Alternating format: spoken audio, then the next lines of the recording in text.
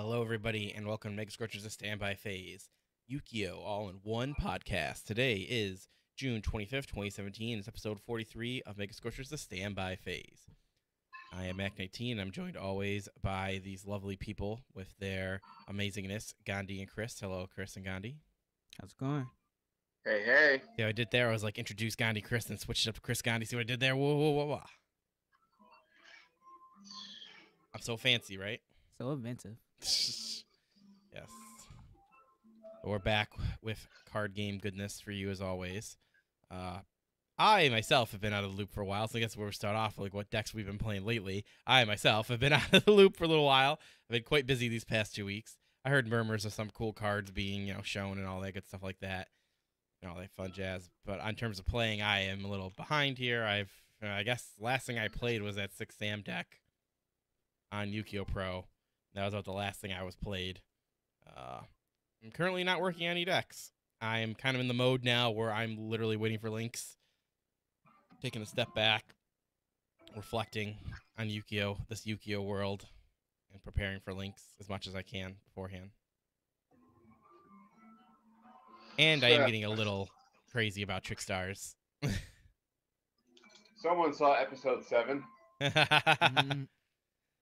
I did check out a couple of the anime episodes. I have currently watched all of them so far, all 7, and I like it. Yeah, it's seems it's changed up just enough, but overall still, a modern Yu-Gi-Oh! Show. Yeah. That's cool. How about you guys? What decks have you guys been playing? Start with you, Gandhi. I've been playing Evil Swarm, testing that out.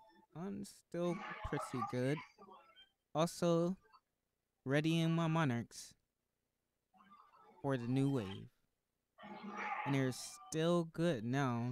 Not many people can answer a domain with the quickness. Unless you're playing True Draco.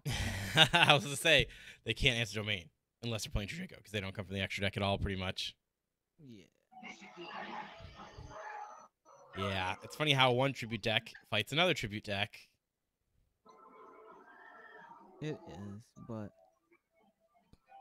I have, through testing, have insight on the build I want to play. I've been doing Kaiju Monarchs. It's not really a new thing or an old thing, but I've been having some pretty interesting featured cards in there that, from testing yesterday, caught some people off guard. Like, I've been running in it Brain Control. Yeah, I like that, what you've been doing, Brain Control, when you told me what you were doing. It's pretty cool. Yeah, has a pretty good interaction with Kaijus. Also, Tribute Burial. Not a lot of people comprehended what that does. I'm surprised you're using that. It's good, Chris. I use it against Zoo to banish a Raptier. Pretty cool. Sounds good. Very good. Yeah, the only murmurs I remember when Monarchs was big, people were like, hey, you could kind of try out this a little bit. And that was cool at the time. Very much so.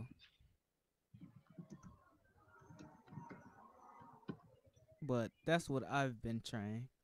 And don't have the build like 100% like I want it, but it's very much the right direction I want to go in. Yeah, changing it up a bit, finding out the play style, which you feel is the best for meta versus all this, especially that surprise factor. Because, Gandhi's all about that surprise factor. Definitely. And it's really great for going second and okay for going first. Just okay. Huh. But most of the time, once somebody finds out what I'm playing, they want to go first all the time. Most of the time. How about you, Chris? What have you been trying out recently? I've actually been trying out something similar with True Draco Monarchs. True Because Draco Monarchs. one of the True Draco guys have Monarch stats, 24 attack and 1,000 defense. So he's usable with Tenacity. And being a 1 tribute, that's actually pretty good. Really good. Oh, yeah. Man. I've been working out the kinks of my deck, though. Like, part of me wants to have no extra deck so I can use Domain, but then I run into True Draco and then I'm stuck. Or I run into Zodiac and they can actually get around it because they just have to get 1 Trident. All it takes is 1 Trident and I'm done. Like, even if I set up perfectly Twin Twister wrecks me, I run Imperial Order, but then they have another Twin Twister, which has happened to me on more than one occasion. So, yeah, the decks that prepare for back row prepare for me because the deck I use runs Macrocosmos, Imperial Order, True Dracos, Monarchs, just a lot of things.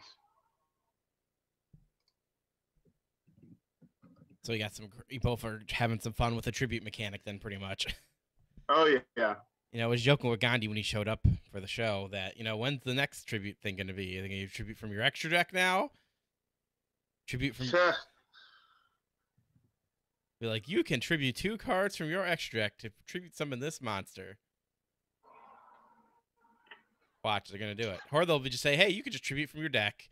Just send 2 cards from your deck, tribute them off, do it. They've done something like this already with the remove from play guy, the all swallowing fiend guy. Well, yeah, but he special summons himself by sending from the extra deck, right? Yeah, the Eater of Millions. Eater of Millions, thank you. Yeah. So they've definitely done things before, so I definitely think they could go, hey, tribute from anywhere. Those have cards, just tribute for anywhere you want. Your hand, your grave, your field, your extra deck, your deck itself. Why? How long? Just tribute your opponent's monster for free. Why not? Watch, They're gonna do it. They already got Kaiju's, so if they can let dinosaurs destroy from anywhere, they can let us tribute from anywhere. That's what I say. That's just crazy, isn't it? Like, I never thought back in the tribute summon would be so used at this point in history. Things change, man. And they do. Change is a good thing, though, generally speaking. But also, change is scary. But hey, because you know, people don't like change. Alrighty, so that's what we've been playing. I don't have any, and now as we're going to the show, where you guys, we have any actually news this week, so we'll just get straight into state of the game. I have 1 item on the docket for today, myself, that I'm bringing to the table here. Talking about player banning in Yu-Gi-Oh! As of recently, as we know, a more notable, well-known player, known as Billy Break, was banned for cheating. And then on the 3rd day, as they all joke in Zodiac, on the 3rd day, he risen up and they removed him from being banned and stuff like that, along with his girlfriend as well. Actually, I didn't actually hear if his girlfriend got unbanned. Does his girlfriend get unbanned? Yeah, Jackie as well got banned. Okay. So they were both originally banned, and then 3 days later, or 4 days, whatever it was, they magically became unbanned immediately. Yeah. Their appeal went through and was approved. So this actually, this isn't actually like drama llama per se, but that definitely was a talking point over the past week with the player base. Talking all his way. Oh, Konami does this, Konami does that. Did he get special treatment? Blah, blah, blah, blah, blah, blah. So I'm going to put my 2 cents in this whole thing. Here's what I think. For years, they have never given us yes, there's policy manuals, but they've never given us a direct list of exactly how they decide how long something gets. We only can go based off of, oh, this person also was sent for cheating and they got a year. They've never been completely transparent of how that works. So it's weird. It's just really weird because generally speaking, when they get down, they're on there for that year. You know what I'm saying? So when he gets a shorter time and then he gets off quicker, it stands out more because Konami has never been transparent before. That could have been the way they've always done it, but we've never really truly cared about it because there are big name people banned before, but not like someone I would debate respected like Billy Break. Like when people saw that, they're like, "What? He probably isn't really a cheater." Because when you see cheating, you assume like hardcore cheating. People don't think about the little nitty gritty, things that you're not supposed to do technically, but then what happens. So it's my whole my whole perspective is I think it's just Konami has just never been transferred before, so no one should be surprised that he got off quickly, or if he wasn't going to get off quickly. That we don't know what the process is. Yes, and we know you could send an appeal, but because of the situation, I don't know if he knew somebody or something, because I do think it is peculiar that within 3 days someone got the appeal, someone actually took the time to sit down and read it, then did some research, collecting all the information they do, and then it was ready to go in 3 days. That definitely seems abnormal, because it's based off of what I presume Konami to be. Even Konami America, they don't seem to prioritize things like that. You know what I mean? So it does come off peculiar, but I think at this point, since this became something that the players are now noticing, I think it might be time for Konami to have transparent. This is how you get this is how long we take to review your material. This is how long, blah blah blah. It might be time for them to be a little more transparent on that, because it was Billy Break. So what, if I appeal, will I get it? Will I be off in 3 days? If it was a silly little mistake, Which even in this case, it wasn't even a mistake. It's just, they did the whole, hey, I'll just surrender and give you the win type of deal, which, you're not technically supposed to do that. You can surrender at any point, of course, but you're not supposed to, collude your opponent. But I think the reason they appealed this one, because it clearly wasn't collusion. It was just, hey, I just decided to surrender. There was no deal making. There was no, I'll give you some weed if you know what I mean? It was more so I think that's why they probably took him off. But it's, that's my whole 2 cents of it. I think it just shows at this point that they need to be transparent on how it works more. Yes, we have some information of how you get banned for these reasons, and then they have examples of, oh, this person was banned for this long, so you will also probably get that sentence. But with the Billy Break such being a standout situation where he only got 6 months originally, and then he was off in 3 days, you can't even base it off of other people on the ban list now. You know what I mean? The player ban list, I should say, because I know people call it the forbidden list ban list. So I think it's time for them to just, draw it out in plain, simple English how it's going to work. Because this wasn't a PR thing for Konami at all, some people got upset, but it's that doesn't really affect Konami, to be honest. I would still debate that most people you go up to, if you go, who's Billy Break? I would still debate that most players don't know who he is. The day-to-day player, if you will. So that's my whole, 2 cents on that. What do you guys think about the whole situation? Same as you. This seems really weird that this appeal would come within 3 days. And even then, the banning, 6 months, is shorter than any banning that has been recorded ever. So it's always been a year for anything, pretty much? Just about. Wow. This just seems really quick. And I don't know why.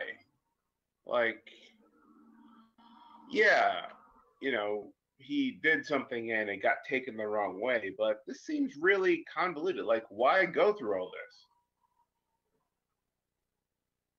Yeah, it's weird. Even then, because of the situation being so weird and no rules being drawn out, how do we know that, I know this is kind of conspiracy here, but how do I know there wasn't a guy who just really didn't like Billy Break at Konami in America, and they just didn't tell us, and they, took care of the situation internally and didn't really tell us and just fixed it, Yeah. I highly doubt that's the situation, but, until there's, drawn out things explaining exactly how they decide, then we don't know. It's all speculation. That's the problem. And it really never was an issue before, but now that we have a big player that came up in the spread of the internet age, everyone knows about it now. So the top level players who do frequent these things in the day, it does matter to them, not your day-to-day Yu-Gi-Oh player. They will remember this, and now they have to consider, well, what is the situation? So maybe now's the time for them to step up. How about you, Gandhi? What do you think? Just one thing. Moving forward from this, and he goes to Worlds, I think he pretty much qualified by this point. Yeah, I think he got an invite from, her surrendering or whatever it was. How would he look from the world community's perspective if he wins Worlds? Oh, shit, you're right. My God. That actually might be a situation Konami would have to worry about. Because now there's going to be people who rise up and say, hey, he was supposed to be banned, and you just let him come here and win Worlds? You know what I mean? That could be a shitstorm type of thing. That is interesting. I don't know. Do we think? Okay, so I think that leads into a separate discussion as well. Do we think Billy Brake has a chance of winning Worlds if he makes it? He's going to Nats, obviously. Yeah. God, who has there ever been an American player that's done amazing? Like, I guess Billy Brake has a chance. He's a pretty skillful player. I think the only other guy that got close, I forgot his name. He was playing Blue Eyes though. I think it was it last year's Worlds? Yeah, it would have been last year because Blue Eyes come out right before Worlds, and that was able to use it. I think so. Eric Christensen. There you go. He was our last Nats champion too, I think. But yeah, that will be an interesting situation if he goes on and does well, because there will be those people like you said, Gandhi. That might brought up a storm. That might bring off a little discussion, like how, because there'll definitely be people like, hey, he was originally, what is this? So, interesting. Yeah, man. As more as I look on it more and more, I really wish Konami would just get their stuff together. Not to turn it into a Konami hate fest again, but it's like, man, it really shows how much I don't feel like they ever give us, like, showing any indication that they care about the player base. Yeah, they give us cool reprints, and they try to do cool events, and they try to do cool prizes. They try to do cool events. But when it comes down to this stuff, the stuff that the high-level competitive players may, like, give me a description, give me this, what's going on with this, why is this an issue, blah, blah, blah. They just always go radio silent on a lot of things randomly. Heck, man, like, I remember I was reading one discussion. Where was it? It might have been in Zodiac. It probably wasn't. It might have been a YouTube video. I don't remember who, so sorry if I can't give the proper credit. Like, it's like, what if they were like Magic, and they gave us a list of reasons why they banned the thing they banned? Because Konami, other than that not the first emergency ban list ever, but that one with the Performa Pals, that was like the only time in history they gave us a list of reasons why they banned something, right? Yeah. But otherwise,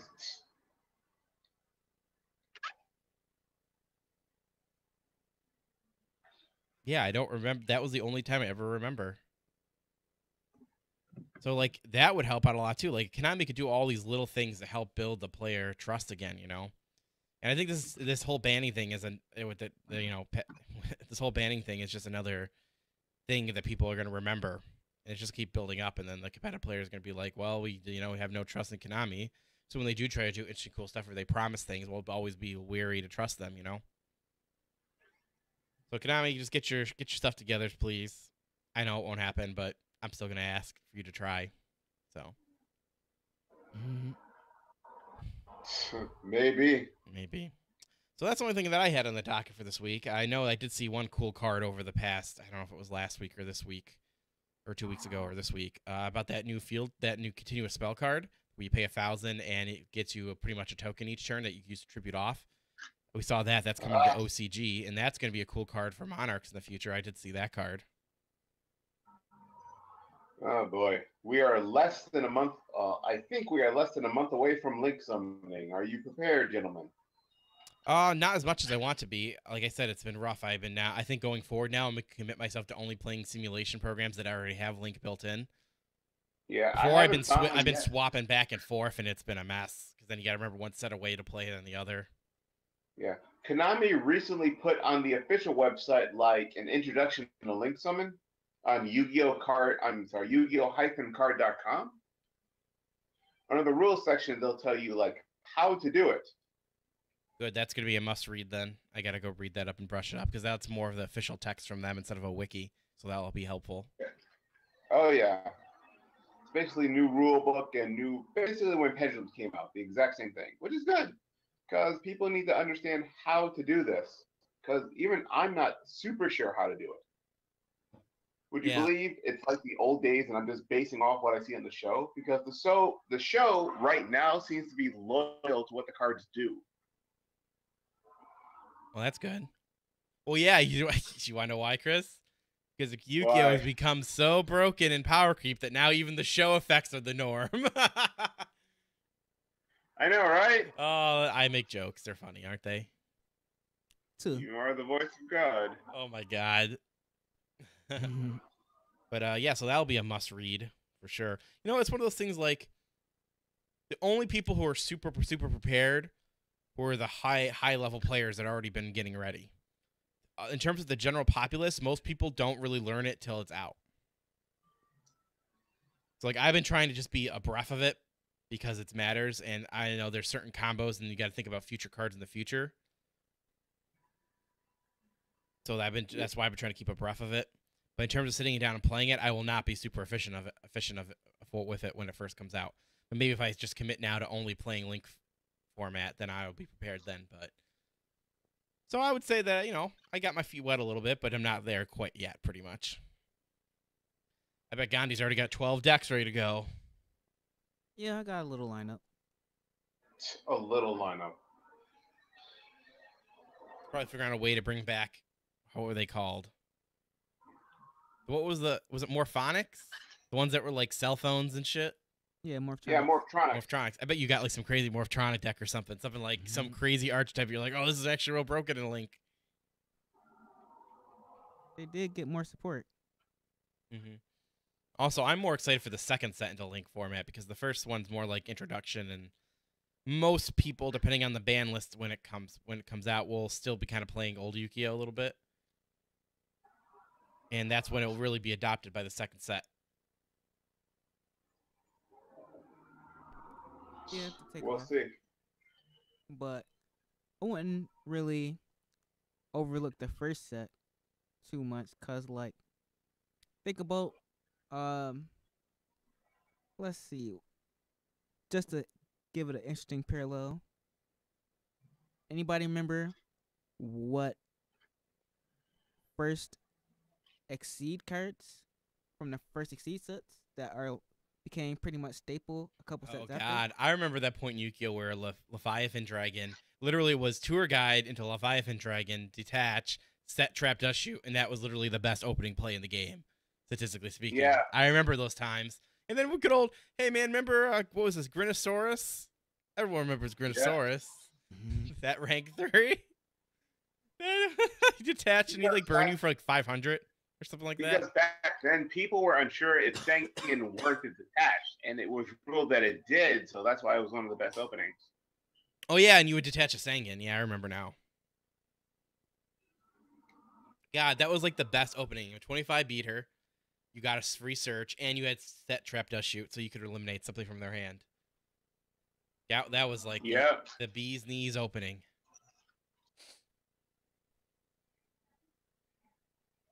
Very much so.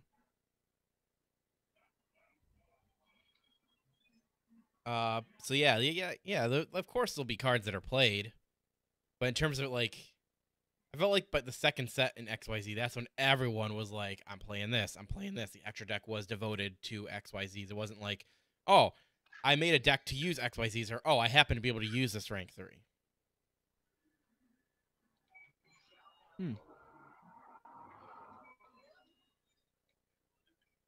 But there's always a chance that someone does something crazy where it's like only links. Actually, debatably speaking, this could be the first time where it might have to be forcibly adopted by the first set because the game is changing so drastically. That could be the first time that something like that's happened, actually, now that I think about it. Yeah. The links will definitely be interesting. So is there anything on the docket that you wanted to talk about there, Chris? No. Well, actually, let me think here. We had Pendulum Evolution release, which is basically a starter deck in Japan, but a subset for us. And the highest card out of the set is around $2. So I forgot that came out. Dope. Yeah. I just like it. Actually, I don't even. Super is my favorite rarity, but I'm so used to the Monolith secret rare that the super don't appeal to me. Super is like 50, 75 cents. So yeah, I can understand why.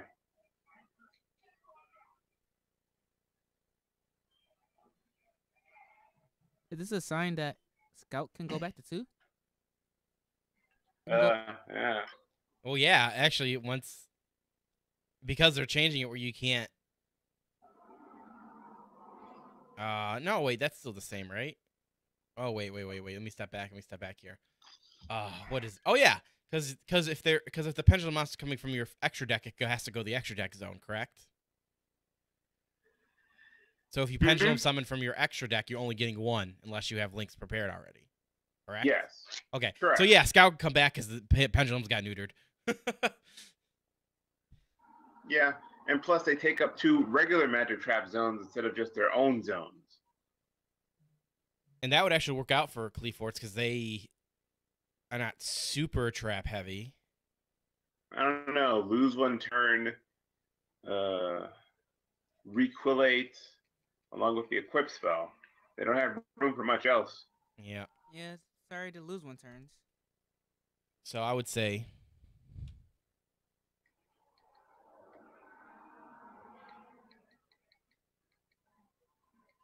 But I could make it work if you gave me 2 scout.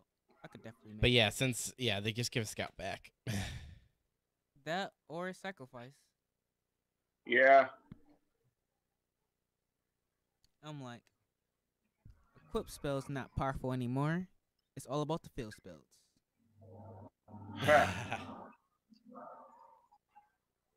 All about the field spells. Yep. How about you, Gun? Do you got anything on the thing on the docket you want to talk about? Got a bunch actually. Alrighty, well, go right ahead. First off, did anybody actually? I'm gonna finish up on the last point Chris was talking about. Do you think Pendulum's gonna last more than 15 minutes, or have they 15 minutes of fame, or somebody's gonna carry over a set build going into links? Oh, pendulums, I think, will still be something you can do. The thing is, they now have been made fair. So, because like the only issue I ever had with pendulum is, oh, why can I keep pooping out from my extra deck? That seems so not fair. So now that they theoretically have to work harder, theoretically they have to work harder because now they only could pop 1 from their extra zone from their extra deck to their extra zone. So theoretically they can't go what they did before. They'll have to adapt, and I still think that's possible for them to do. You'll just have to come up with a build. Maybe not in the very beginning. Maybe 1 or 2 sets in when they get like more preferred link monsters that maybe the other pendulum decks can utilize.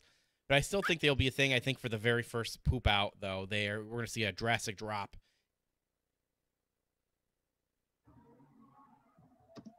Because you could still, the only thing that they got limited by was now you can't, like Chris said, you can't set as much now.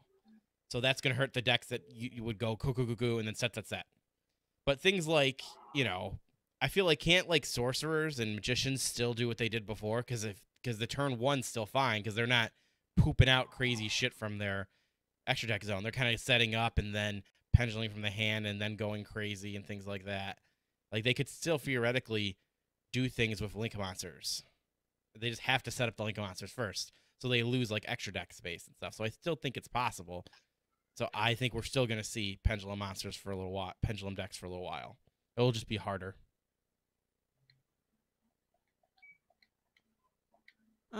Yeah, I agree to some extent, but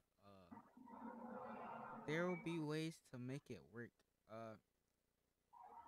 One of the, I think, but the original magician pendulums won't have too hard of a time because of the 2 vanillas that started it off. Oh yeah. As well as metaphors, since they're all vanillas, and they could, in a way, play with links. But as you and Chris were saying, like they can't really rely on as much back row as they're used to. What's the count right now of zones you can control versus what when Link Summon come out? We lose. It's the same actually.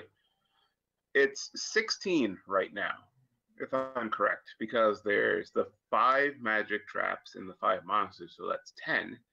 Add in 2 pendulum zones, so that's 12. Add in a field zone and a graveyard. Oh wait, no, zones you can control. Never mind, not 16. Let me see. 10, 11, 12, 13, 14. 14, well, okay, 13 zones. Because there's a field magic card zone, then the 10 magic trap zones, then 2 pendulum zones. So that's 13. I'm also counting the deck zone, graveyard, and extra deck.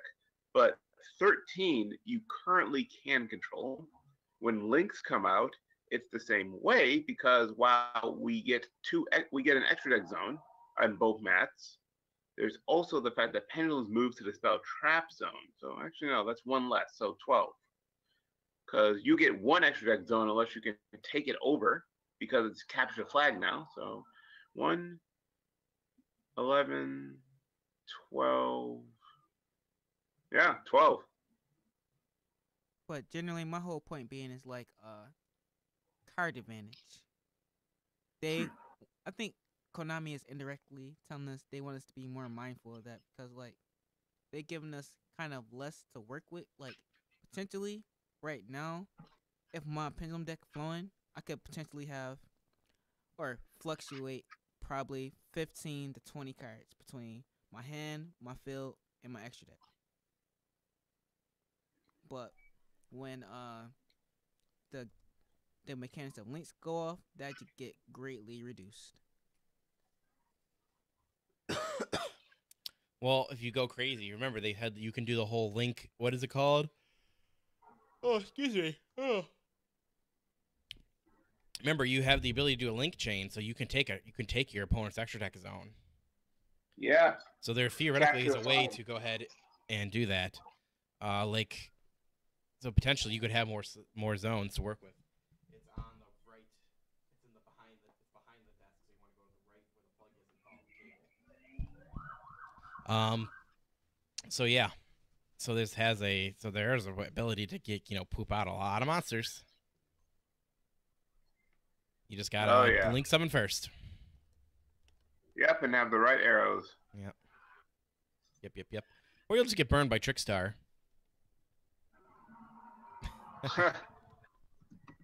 Or you'll just get burned by Trickstar.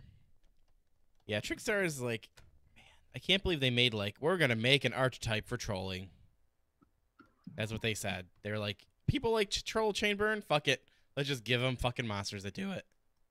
Yeah, I saw one replay that was like chain 20 for fucking how many times the thing went off. I was like, come on. Makes you want to play those goddamn. Isn't there like trap card stuff to say when you're on chain 5 you just blow everything up and shit like that? There's like crazy good cards. Like it just makes you want to play those type of cards because they can get so high in chain links. Pretty nuts. So what else did you have there, Gandhi?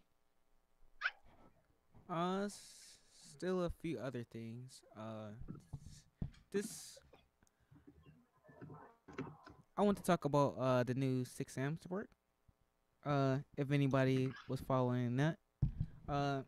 Overall, I think it's okay. But not super groundbreaking.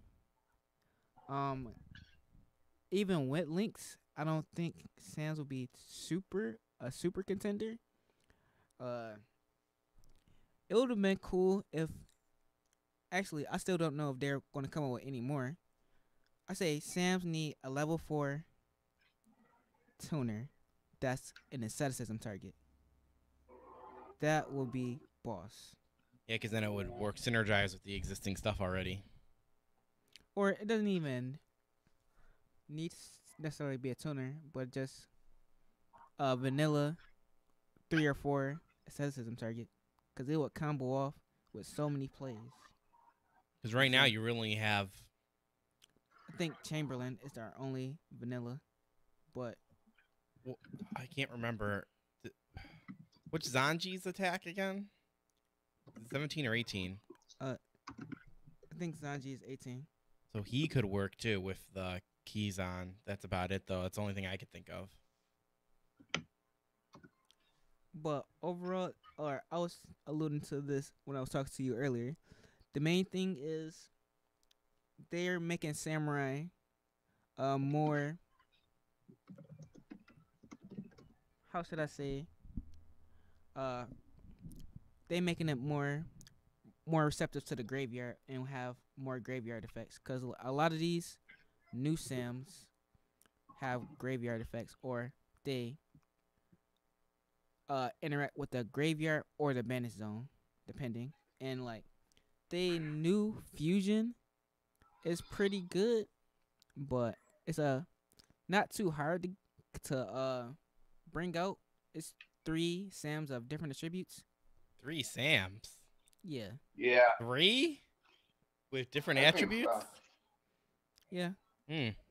Well, that's possible, but that seems a little rough. You just had to rebuild. You just can't build the same way you were built before. You just got to consider the new cards now. Yeah. And they contact into them. You don't need a poly. If you needed a poly, it would have been RIP.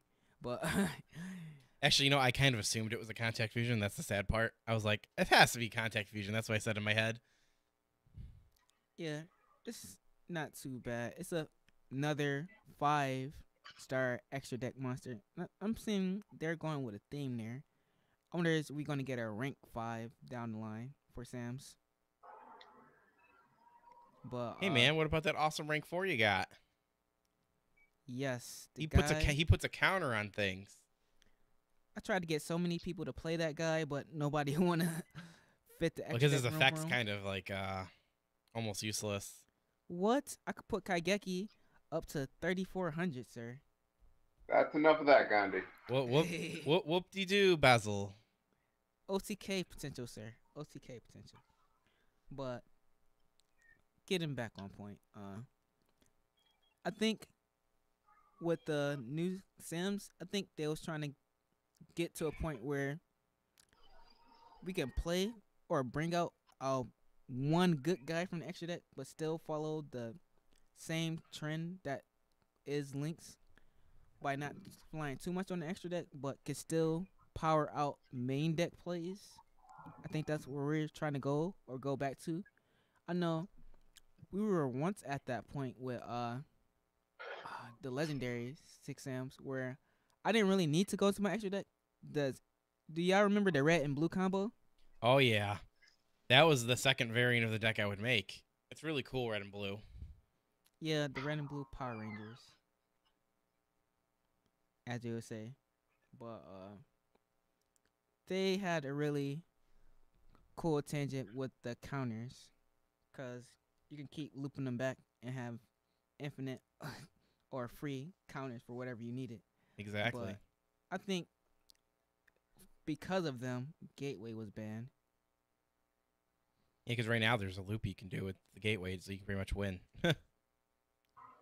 But right now, I think Japan got 3 gateways and Sam's still not doing anything. But I think that's foreshadowing. Gateway can come back. I said gateway could come back to at least one for a long time. It's so power creep now. I don't think you could have enough time to do anything. And then if you win, if you happen to get that chance where you get to play gateway and win that turn, big whoop, but you're probably going to lose the whole match still. It's rough. It's rough right now for 6Ms because so much board advantage, so many things. They can just blow through all your negates and resources real easily. There's like no recover for 6Am. That's what I've noticed by trying to play that deck right now. Yeah, but like the main thing with these new Sams, like their graveyard effect is like banish themselves to protect exactly one of your 6Ms from being like destroyed by card effect, I believe. But I say my favorite one was almost good. It was they coming out with a 1900 Sam. That's level 4. That allows you to special summon. If you already have another one with a different type. So they pushing away from the general mono Earth Sims that everybody accustomed to. Because like the last variation of Sims, quote me if I'm wrong, only played like 90% of Earth Sims besides Kageki. Because you played the Elder, you played the Kagemusha, you played the Grandmaster, and Kizan. Those were like the 4 main Sims you played, and minus a Kaigeki, depending on how you was feeling that week. Cause like Kaigeki was like a one or none of for the longest of time because there's a lot of effect negation that used to go around. Like Valor usually killed Kaigeki, so we just stopped running it and just saying we guys are gonna normal summon this Kizan or special summon this Elder and then the asceticism into my Shien. But I guess with these new Sims, Konami want us to like branch out from that variant and just play with other elements. Cause I don't remember the last, or it's been a while since we like. Oh dang! I would have to say it's been since the red and blue combo since we played with other elements. Like I don't see anybody playing with hand anymore. You might get a spirit, which is still earth though. But I say the only other elements is like Inishi, which is light. Besides that, I don't see no other Sams getting played. Yeah, even when the Legendary Six Samurai first came out and you had like 3 the smoke signal, 3 gateway, 3 everything, most people just played all the earth things. Yeah. They committed heavily to the whole. That's exactly when they started committing it. You're right. Yeah, and like I used to love like the 1300 spell and trap popper, the one that hits spell and traps face down. I used to like that guy. Unishi or something. He's the one that does. Yeah, he pops the spell. He's like water. Yeah, but my favorite guy used to be the green wind one that used to attack twice. I forgot his name. I used to call him the Green Ranger of my 6 Sam deck. Because I had a combo, or he was part of my combo with Mage Power to like just OTK you. I just clear your board with my other big Sams and just attack you for like 4,000 twice. OTK. Alright, Mage Power? No, it was United We Stand. Bam, there you go. United We Stand and him used to be a one-man army. Big beats. But that's all I want to say on that. The new stand support is okay, but not great. Or it will be a reach to say they're good. But I don't know if this is all of what we're getting for Sams, but it's yet to be seen. So I don't make any final statements. Because, like, usually Konami, even with new or older, they could do like more than one set wave of support. So I'm just gonna wait and see on Yeah, you know what? Based off of this first set of 6 Sams, what you're describing to me, it sounds like to me that they're gonna have to make another couple more cards. Because it looks like you have to change it completely, and yet you're still not gonna get the type of reward you want for changing it completely just yet. Maybe they need 1 or 2 more cards to allow it to do that. That might be the time to check it out then. With this whole banish variant, I feel we need like what's that card that's on the ban list that bring back a bunch of banished Dimensional monsters? Fusion or something? No, the trap Return card. from a different dimension or dimension fusion. Ah, yeah, to return. We need return back. No, Gandhi, Oh, stop God, that. Gandhi. I don't think we can do that. I disagree with you, Gandhi. Who plays banishment these days? What? Dinosaurs. Gandhi. There's a lot of things that banish your cards. Dinosaurs. I could have swore we had a talk like a couple weeks ago that dinosaurs fell off the face of the earth for the second time. They would come back onto the face of the earth if that came back. But it's a trap, Chris. It's slow. It Yeah. is slow. But it wins games. Yeah. I disagree with you, Gandhi. Exodia, The only way Exodia is slow, but it wins games. I think they can bring it back if you get no battle phase. I'm cool with that. Then I'm completely fine. Like, put it to 3. Pay half your life points, get no battle phase, get as many as you want. Completely fine with that. I don't think that fully balances the card, but I would definitely settle for those terms. Yeah, I'm not. Hey, I don't want to kill the card. I just don't want someone to obliterate me the turn they activate it. Give me a turn. That's why it's a trap card. Boom. Boom, you have a turn. What do you mean? The turn they activate it will be the turn they kill me. I don't care if they had to wait a turn. Yeah, you die then. I draw it. Ooh, man, this is a good card for a combo. Set it. I have to wait. Balance, right? right? Yeah, it's just like the same thing with Soul Charge. Soul Charge, you could play a wait, no, yeah, you might have me there. It would be the same thing as Soul Charge. It'd be a trap version of Soul Charge. That's all it is. But from the bandit zone. Yeah, and you only pay half your life points. Which is always available to you. Yeah, because that's all they had to do, and I'd be fine. It's just crazy. Yeah, but I don't think it'd be that bad. I think the biggest problematic cards were the Dragon Rulers, which is no longer here. That's true. They were the tight ones to bring back from the Vanished Zone. Yeah. I can't even imagine a scary field that dinosaurs can do, besides Logias and VFD. And I can kaiju that. You forgot Doka, and you can't kaiju everything. Well, Gandhi, if they just attack and win that turn, it doesn't matter that you have the kaiju.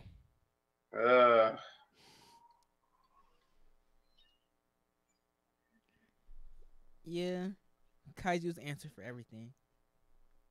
That's why everything can come back. Sure, why not? You've changed me. I'm a changed man. Big boards, I got a kaiju for that. Man, poor Lava Golem. He'll never see the light of day again. Pretty much. He was like, I was the coolest. I was the answer to everything. You can always do both, man.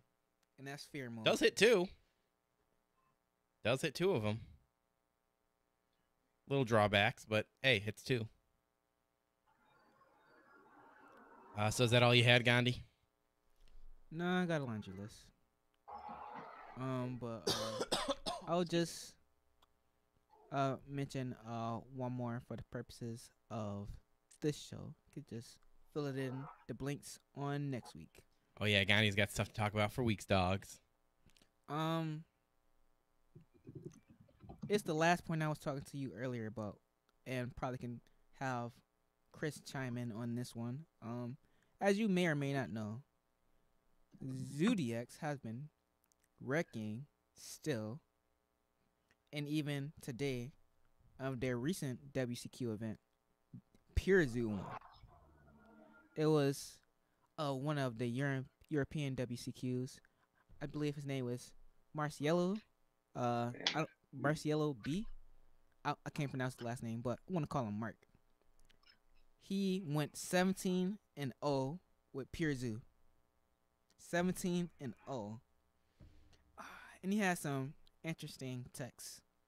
One of them, I'm going to allude to our tech of the week because I was just talking about it earlier. But what else can you do to this deck without killing it? So I gave Matt this little subplot. If you could only choose 2 cards to hit in Zoo, and in your Konami, what 2 cards would you hit, and why? And I referred back to the OCG when he was asking me earlier. I said just have Dryden to 1 and then Brawl Ball to 1. That's what I said, and that way you could still play it. It would still be a very powerful deck. People would still play it then, and I think that would be a good compromise. If the goal, so they could still play the deck. If the goal is not to play a deck, to just ban everything. Who would you pick, Chris? What would I hit for?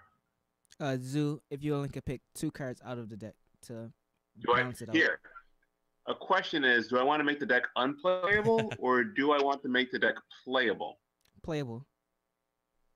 If I could hit 2 cards, I would say Dryden to 1, Whiptail to 2. Dryden to 1, Whiptail to 2? Oh, yeah, I always forget about Whiptail. Yeah, he's okay. My pick will be, I would say,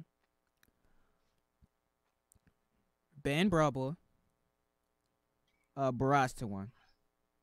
Gandhi's insane. It's still playable. Yeah, it's still fine. Yeah, I'm fine with that if you want to make it playable. I slowed it down immensely. Yeah, because my solution makes it so that It's just less consistent, and you wouldn't want to play a pure version. You might want to actually just mix it up. Yeah, I'm fine with them having Whiptails. Let them have Whiptails. I'm fine with that. It's an extremely good card, but I'm fine with them having Whiptails. I'm like, cause with Brawl Ball you can still search contingencies for next turn, and also there's no limit to how many times you can Brawl Ball in one turn, or 3 the max copy, but you can still like do some cool Digusto Emerald plays or Zodiac combos. Well, I think Brawl Ball was what the OCG should have hit the first time, cause I think that made the deck, or made it. I don't want to say overly consistent, but it gave it like a follow-up play. Yeah, the ability is really nice to search out. So That's how we'll tackle it. And just Barrage is just a free ignorant summon. I think that's a fine way to do it. I won't hit Barrage completely, but I would just one is fine. One is fine. I want to keep it at 3 though. Now, if you want to kill the deck, just ban Trident, ban Barrage, and then ban Prod Bowl. There you go. The deck's done. They can't play the deck no more. Yeah, or I could keep Brawl Ball at 1, I guess, cause if I could get rid of it one time, they're not going to use it again. I don't really care about Trident. There's a kaiju for that, but There's a kaiju for that. I can't kaiju the Brawl Ball, or it won't really matter on my turn touching the Brawl Ball. Alrighty then. Well, I don't have a tech of the week picked out this week unless you guys want to throw one off the top of your head. Enemy controller. Enemy All right. controller. So why enemy controller, Gandhi? Flexible. Up, down, left, right, A, B. Oh, you have to say that every time you activate it, just like Kaiba did. Exactly. The show Yeah. is nothing but accurate. Well, it's Yeah, you have to enter the Konami code. definitely Exactly. the ultimate cheat code. Also, the guy that won WCQ today was running it, and I want to run it again in my Monarchs, just as I could steal one of your boss monsters. With I was just gonna do like a simple combo: bring back Prime, enemy controller, take your monster, and tribute it. It's such an amazing card. It's so versatile. The ability to quick play with that thing is so amazing. Offensive, defensive. An even worse shitty case scenario. You set it, you activate it to stop one attack, maybe. That's its worst case scenario. It still can be useful in its super shitty scenario. But the pro thing, more people should use this because like it's good in the True Draco matchup. If they did trap card monster, you could steal their masterpiece for a turn. That's true. Very It's rarely possible, can they yeah. make it. Very rarely can they make it completely untouchable by having protection along with their built-in, protection. Could be susceptible to something, so you got to have traps and those spells to take care of it. Exactly. The enemy controller, so bombigity. In the classic Treeborn Frog play, as we all know. I miss that so much. I should start doing that again. Yeah. That would be cool. I'm like, this is the format. Quick plays have been the most popular as they ever been. That's why I'm running my Invaders of Darkness. Oh my god. Low key tip. Get Yeah, Invaders that's of definitely a Darkness. low-key tech right there. I'm plugging Wow. Invaders. I'm collecting them all. Gonna have a whole binder full. 'Cause you know they're gonna be the hot shit. Be prepared. Right. Those Galaxy Cyclones. Get your Invader of Darkness. Or Cosmics, Invader of Darkness. Chalice, Invader of Darkness. Twin Twister, Invader of Darkness. You Evan, wanna Raigeki them, but they have body as a shield? Get yourself an Invader of Darkness on the field. And call it a day. Enemy controller, Invader of Darkness. He answers so much. Now, I have an honorable mention for a tech. If you need to get rid of those Invader of Darknesses, activate your Dark Cores. Because Gandhi reminded me of that card earlier. I like that card God, too. Dark Core. Yeah, you know, I used to legit use Dark Core when it first came out. I was like, God, this removes everything. I never have to worry about destroying anything. Exactly. You have to discard, but that's fine. Discard that enemy controller I can't use because of the Invader of Darkness and get rid of the Invader of Darkness. Because, like, recently I came back to the conclusion. I was here before, but I went away from it. Now I'm back. That banishment is the ultimate way to solve problems. Because what has banishment protection? I don't think anything does. It's mostly just like I'm not affected by cards when you see things like that. There is one card, to my memory, that has banished protection, and is Miracle Jurassic Egg. Oh, wow. Wow. Haven't heard that card name in a minute. I don't even know what it is. I don't even remember it. Oh, God, look it up. I will do that. It's a pretty fun card. Wasn't that from the first structure deck, Chris? No, Miracle Jurassic Egg is from Power of the Duelist, the set where the Neos monsters came from. Oh, yeah. It is a level 4 dinosaur. Yeah. That's a classic. But besides that, everybody getting wrecked by banishment. I honestly have been testing out D Prisms in my Evil Swarms, and they've been coming in clutch. Because nobody's ready for a D Prism. Yeah, people aren't really expecting it. If they expect any battle traps, they're normally kind of only fearing mirror forces. So, and I don't mean like the generic mirror. Okay, maybe that too, but any of the mirror forces almost. Optimally, the only I really don't like any of the mirror forces when it comes to it, and how these meta decks can grind and recycle their resources. I don't want to throw it in your graveyard so you can special summon it back. I don't want to put it back in your deck so you can draw it or search it again. I don't want to put it back in your extra deck or put it in your hand so you can just play it again. I just want to get rid of it, period. Yeah. Like I said, the Dimensional Prism is an amazing card. The only issue it always had was, well, they got to attack. So if you're fine with that, then be my guest. You can play that. It's a great card. It is definitely worth its weight if you're willing to take that risk.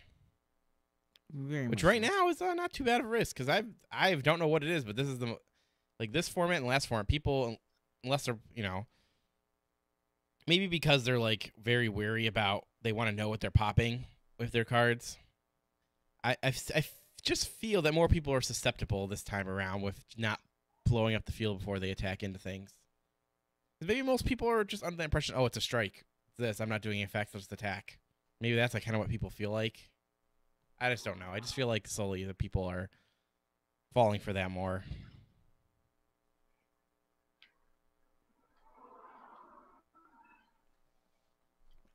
But overall, if you can make that work, you're pretty golden. Honestly, for my next deck project, I want to do remove from play fairies. I just bought 3 of the structure decks. I think we can make something special Shine all day, baby. all day. Alrighty. Well, that was our couple tech of the weeks now. And that will be our show. I want to thank Chris and Getty for joining us as always. Thank you, Matt. Anytime. Yep. Make sure you guys check out megascorcher.com for all the VODs, all the other shows, and all the fun stuff. Continue the conversation beyond the show. Join megascorcher.proboards.com to continue the discussion. If you want to talk about more card game stuff. Like us on Facebook, Twitter. Follow us on Twitter, technically. As to your circles of Google Plus, all that fun stuff. Just search Mega Scorcher card game shows on all of those.